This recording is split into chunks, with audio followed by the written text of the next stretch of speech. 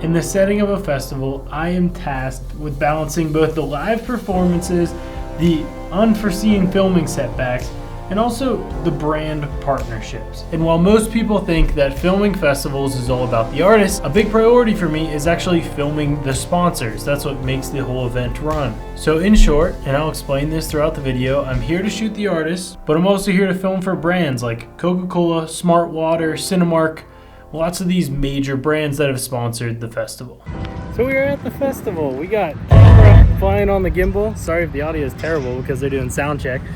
But I'm trying to get some wides right now before fans get in here. Doors open in, I think, 5 minutes or an hour and 5 minutes. I'm not entirely sure.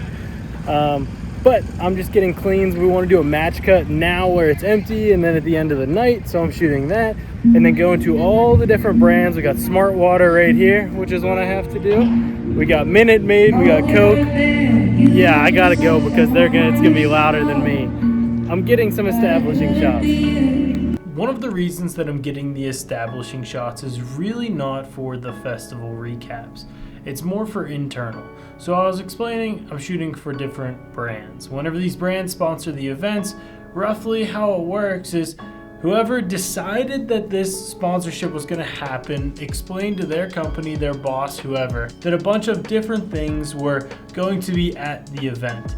So my job in these cleans is to show that the build out actually happened. Sometimes, and actually a lot of the time whenever I'm doing brand stuff at these events, a big part of it is internal video. So this is video that will never see the light of day for the brand because they don't necessarily think it makes them look good. It's really just to prove that it happened. So making sure I check the box of all of the different things on my shot list was very, very important because you need these brands to be happy. So one of the clients that I mentioned I need to get is Smart Water. Here's some of the footage I got. Some cleans, simple. Had the workers clear out for just a few minutes, got all that, we're good to go. Now I'm getting a feel for the grounds, trying to figure out where the Coca-Cola signage is, where the festival signage is, and think about what I can get before fans are here that isn't annoying and distracting and unusable. So different pop-ups, cleans, logos, signage, maybe spots that I can do match cuts. I know I'm repeating myself, but I gotta get a feel for the grounds. So right now, yes, I got the camera in my hand, but getting a clean walkthrough, figuring out where things are, so when the mayhem starts, I can just cook and not think about it too much. Day one's weird because they are still setting up the festival, but at the same time, it's also the cleanest that everything is going to be. So whenever we are grabbing those cleans, I want to make sure that it looks perfect. I don't want people in them as much as I can.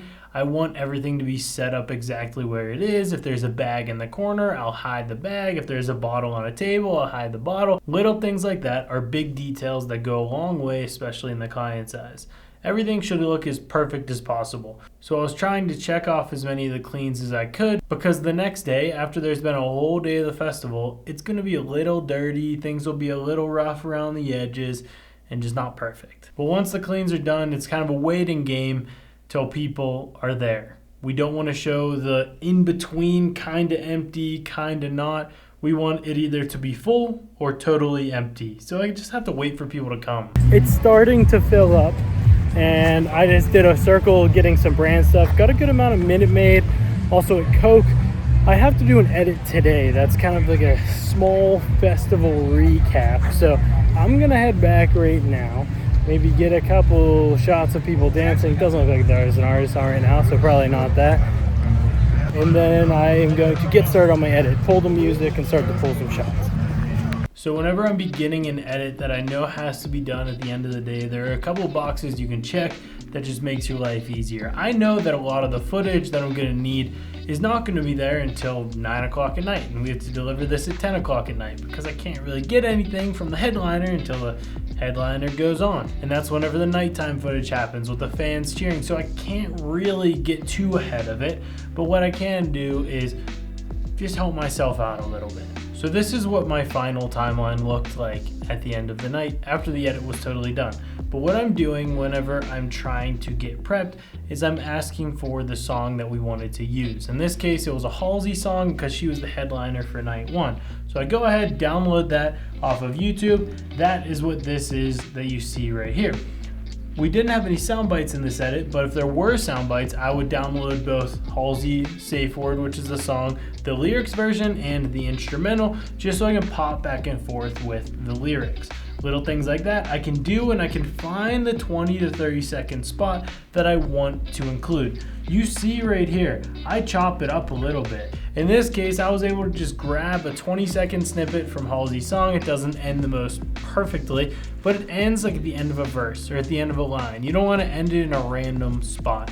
Also, if you're using a song people know, please do not use the auto music change tool. I forget what it's called. The remix tool. Please do not use it. This one right here, if you know the song, no. If it's an artless song, go ahead. But if you know the song, don't use it. But some of the things I'm doing is I'll drop some clips into a timeline. This effect is something that I did very early, so I'll play it back for you. That 3D track of the Sips and Sounds logo, I also did a motion track of the Coca-Cola logo, so that would pop. All it was a gimbal movement with a little bit of a speed ramp. But what I did is I motion tracked that little dot in the Coca-Cola right there. And then I also took it into After Effects and tracked that Sips and Sounds logo on top. Better way of showing the logo on the video that's not just a simple logo hit on the very beginning. Production value is a big thing. And then on top of doing the VFX, I colored a couple of clips so I knew that I at least like the colors. I can drag and drop. I'm gonna have to make little tweaks for whenever it's sunset or night, but I have a good base preset for coloring that I'll be able to use throughout the edit, simplifying it down the line. It's the name of the game. Now I'm walking around the festival grounds, trying to check off my list with a lot of people in it. This is the most packed it's gonna be all day. So I'm trying to get people interacting with the camera. I'm trying to get dominoes, which the wall ended up being kind of anticlimactic, Cinemark, and then also Coke. If we can find Coke cans in the wild, that'll be awesome. That's what I'm going for today. But if we can't find that, I can grab some tomorrow and we can stage that. But it's chaos. I just got a few edits of Suki Waterhouse out, deliver those to her. Hopefully she posts it. And yeah, the day is chaos though. I mean, I just shot that, edited right away, edited some photos, and then now here I am. This is gonna be like my last little spin that's not artist. This is the most packed all the pop-ups. When it comes to a shoot like this, there's a couple of different people on site. We have a producer who's the owner of the agency. The agency's name in this case is Tooth and Melody, who's hiring me. And then we have myself, another filmer, and an editor. I am a hybrid shooter and editor, so I know that I'll be editing photos and videos throughout the day as well as editing. I just did the big pass with a lot of people there, getting people holding Coke cans, maybe staging people walking. I know that as long as I check the different things off of my shot list, I can still rely on the other filmer because he is only filming. He's not editing anything. So I need to realize that I don't need to do every single thing. If my responsibility is to do an edit by the end of the night, sometimes I need to take priority and go work on that edit and be able to rely on the other people. One of the things that we did was we divvied up the shot list. So we had like 8 different brands that we had to shoot for. It would have been dumb to say, hey, we both have to shoot the entire shot list.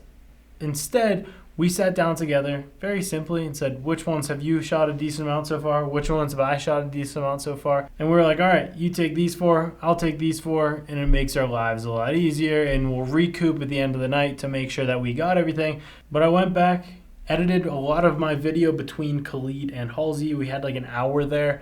Knew that I wanted to go shoot the first few minutes of Halsey so I could have it in my video, and then the edit was about done. All right, so time to call it a night, but end of the night was shooting Halsey. So it was interesting shooting Halsey because we could only go to back of house or front of house. I think front of house is what they call it.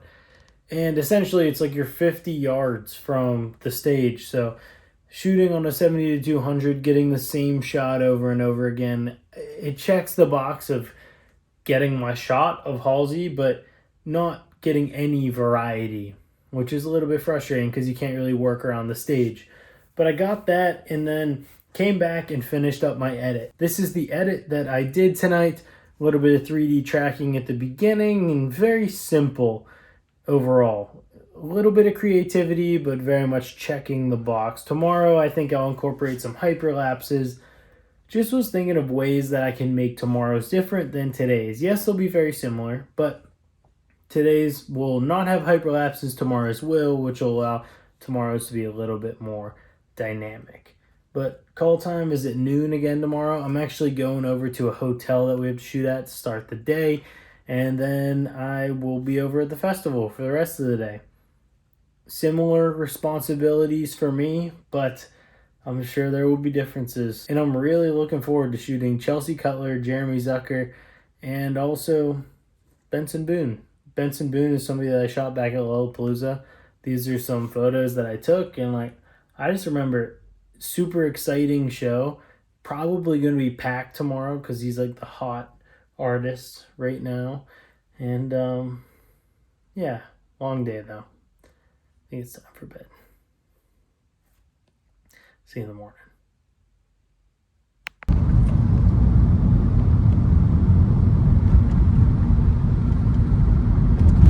Welcome to day 2. Pretty eventful morning. Well, not really. Slept in a little bit. Went to a coffee shop. Talked to my brother. Edited some photos. These are the photos I edited. I just did Halsey and Khalid. They're really just for me. Just something different to shoot. And then I had to reformat the edit that I did to wide. One of the caveats was I did a VFX 3D tracking intro and I formatted it vertically, so I couldn't really reformat that for wide, so just had to make the best of it. And then I followed that up. Oh, I gotta shoot this today. Don't let me forget that. And then I followed that up with going to a hotel that was for VIP guests. That's something that we got a little bit of yesterday. I personally didn't, but Reese, our other shooter, got it. But obviously, whenever you go middle of the day, there's gonna be people in the space, and I needed to get cleans of the space. So, started out with that. Man, it's hot again. Real hot one.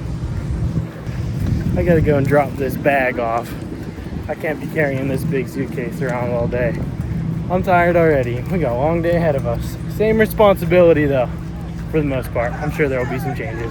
Day 2 of my responsibilities were very similar. I was filming the exact same shot list as the day before, and I was editing a recap. For that recap, I wanted to make a point to make it different. I didn't want it to look the exact same as the previous day. So I shot some hyperlapses throughout the day. I center point tracked those. Funny enough, I actually shoot the hyperlapses on my cell phone. Not the perfect way of doing it, but it's so much easier whenever you're editing real time. One of the lessons I learned was usually I'll shoot them vertical for a vertically formatted video, but they asked us if we could shoot everything wide because we would be delivering RAWs and then also doing an edit after the event. And so I shot the hyperlapses horizontal. The resolution was not very good whenever you punch in for vertical, but they still look good, and it still is a good dynamic way of showing the festival. But this day, it was very, very similar. I shot a bunch of different artists, but I edited the majority of the day. Let's go to my day 2 timeline here. This is what the final timeline ended up looking like. Something cool that I did was I used these first 2 shots and fake rotoscoped. So you see right there how the logo is a little bit behind the microphone. Right there you can see it. And then right here you can see it's behind these stage elements. What I did for these was instead of rotoscoping and making my life difficult, since it's all on the same color plane, I went into my effects and I just color keyed it out, similar to if you were doing a green screen effect. And all I did was select the eyedropper tool on that color, and then it's behind the back. So same thing here, I keyed out the background, and then you have 2 different layers, and it's super, super simple. It doesn't have to be complicated. You could possibly get away with this with like grass on a field or a sky. This is a sky, it was just at sunset, but you could get away with this in a bunch of different scenarios if it's just a clean backdrop. And then for this edit, showed a bunch of the different artists that performed that day. Here are those hyperlapses. Showed a bunch of different brands that I was filming for that day, some match cuts. Same thing, experience is the really important part. And then headliner at the end of the night. You're really telling a story from beginning to end. Beginning of the day to end of the day, sprinkling in all those brands that are on my shot list, all the different artists, and really harping on the bigger artists like Benson Boone for this day. Now, the last thing I had to do was I was doing the entire recap edit for this event. So I had everybody's footage that I had to go through the shot list and check off as we go. This is a very much more check the boxes type of edit than it is a super creative edit. The on-site ones are creative, they're going for social. This other one is very much to show that everything happened, but with obviously a little bit of creativity. So I went ahead, I did this edit, and whenever we were finishing it up, one of the things that the client wanted was they wanted to polish it up on their end. I want to teach you guys this very simple way of sending a client a project without making it a whole headache of them downloading what we had like over a terabyte of footage. So I have this full event sizzle with all the different footage that we shot from throughout the couple of days. And I want to send this to them without them having too many headaches. You want to go up here, you want to go File, Project Manager. And then you want to make sure that your timeline is checked. In my case, Full Event Sizzle V3 is what we're looking for. And then you want to click Browse and then choose wherever you want it to be. In my case, let's just go here and there. So now I know it'll be in Joey SSD7, me, myself, and I, and then they'll make a package project folder.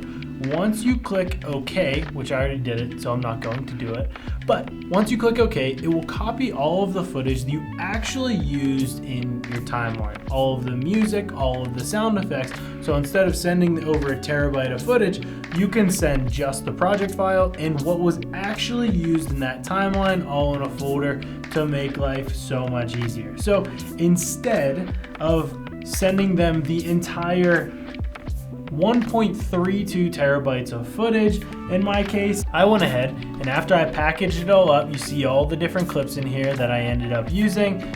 This folder is only 104 gigs. That is a fraction of what I would have sent them a few years ago before I knew about this. But package your project up, send it over to your client if this is something that they're interested in, and just make everybody's life easier. This was a little insight into how it is filming a festival and the realistic things about filming a festival. It's not always about shooting the cool photos of the artist. Yes, I did shoot these awesome photos of Benson Boone that I posted on my Instagram, and I was really pumped about. These are quite possibly my favorite concert photos I've ever shot, but that's all the cherry on top after you get your requirements and your shot list all completed. Thank you for watching. Subscribe if you're not already. And if you're interested in sports, if you're interested in music, you found the right place. We got behind the scenes content, and I'm just trying to share this with you to make your life a little bit easier and have you not make the mistakes that I made coming up. Thank you for watching. Subscribe if you're not already. And I got about 3 sips of my coffee left, so cheers. Man, got a scratch in my throat. Talk too much. Bye.